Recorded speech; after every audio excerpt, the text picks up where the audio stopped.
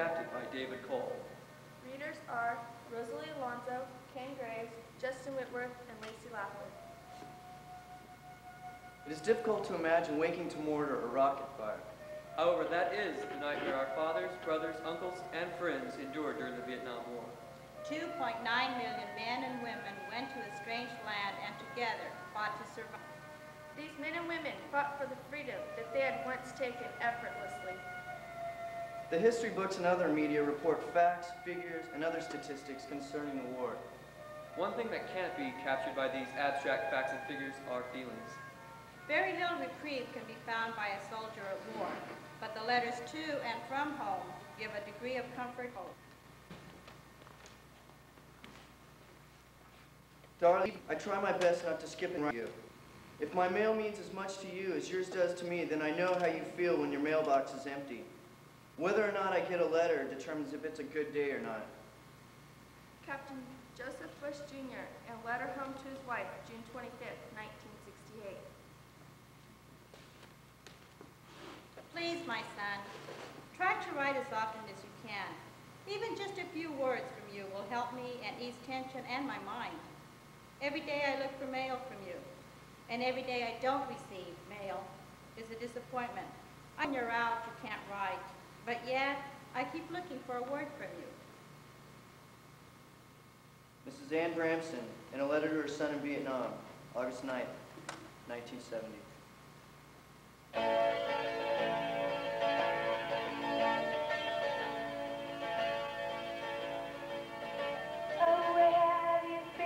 Even today, very few of us know much about the Vietnam War.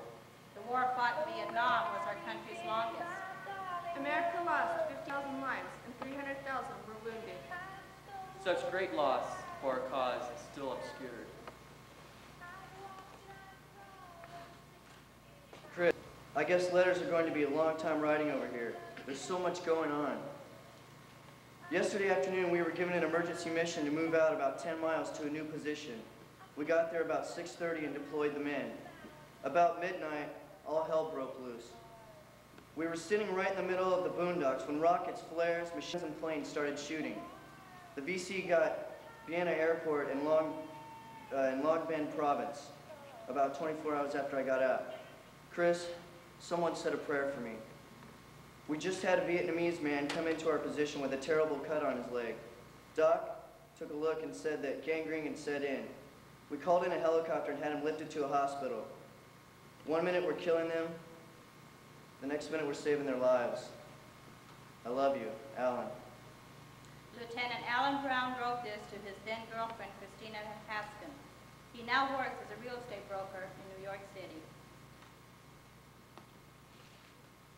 Hello, brother. How's America acting these days?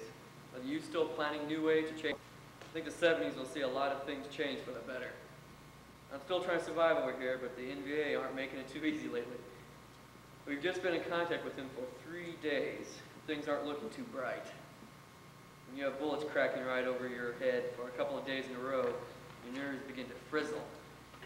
When getting shot at, all you can think about is trying to keep your head and keep shooting back. When the shooting stops, though, you sort of sit back and ask yourself, why? What the hell is this going to prove? Man, I'm still looking for the answer.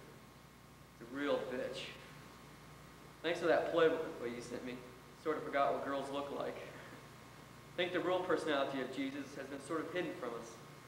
If he were alive today, he'd probably be living in Haight-Ashbury and getting followed by the FBI, who would have him labeled as a communist revolutionary.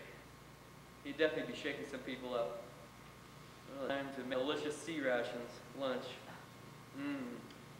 Stay loose and stay young. The beat goes. This letter was written by Senator Joseph Moresi to his brother Paul, a Roman Catholic priest. I love my flag, I do, which floats upon the breeze. I also love my arms and legs and neck. One little shell might spoil them all or give them such a twist. They would be of no use to me. Yes, I won't enlist. I love my country, yes I do. I hope her folks do well. Without our arms and legs and things, I think we'd look like hell. Young men with faces half shot off are unfit to be kissed. I've read in books, it spoils their looks. I guess I won't enlist. This poem was written by Thomas F. Smith, private first class, around September 9, 1970. He died October 11, 1983. Along with the fear, a dream of victory went with these soldiers. There was no victory. There were no ticker tape parades. Even though many returned to a shadowed home front, they were lucky even to make it home alive. Many of these young people didn't return to their families and the bright futures that they had been told was every American's heritage.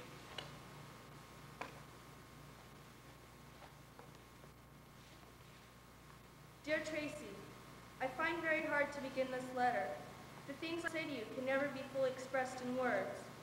I want so much to say the right things. I want to say the things that will make you understand how much I love you. Before you were born, like most men, none. But when I saw you for the first time, just a few minutes old, I knew I could never love a son the way I loved you. For a son grows and becomes a man, while a daughter is always a child to be loved and cared for. More than anything, I want you to know me and love me. I want the love that will grow between us to be one of understanding, just as the love that exists between your mother and I. The next time I see you, you will be a little lady walking and talking. Learn to say, Daddy. I love you with all my heart. Love, Daddy. Tyrone Sidney Pinnell arrived in Vietnam July 1965. He was killed on November 30th, 1965, when a landmine exploded. He was 24 years old. Exactly 6 months earlier, his wife gave birth to their daughter, Tracy Renee.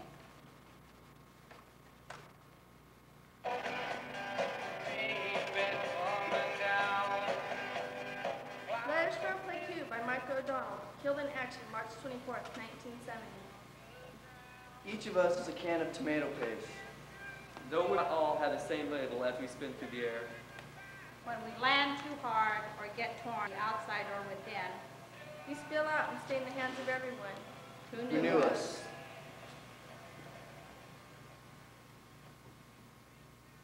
The war has stolen many things that cannot be replaced. Our innocence, and much more, our loved ones. These letters represent their cries in the dark. The dark that was Vietnam.